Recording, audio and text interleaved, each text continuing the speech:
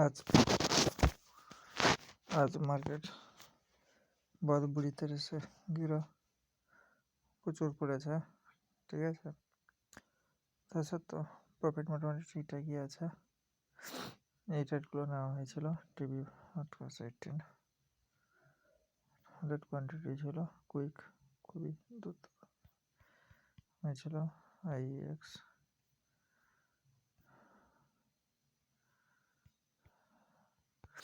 Real estate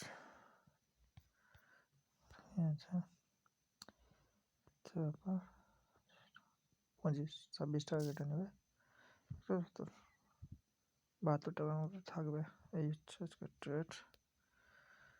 ওকে, প্রত্যেকটা স্টকই পড়েছে আজকে, আনএক্সপেক্টেড মুভ ছিল আজকে বাজারে, ঠিকঠাকই আছে। ওকে।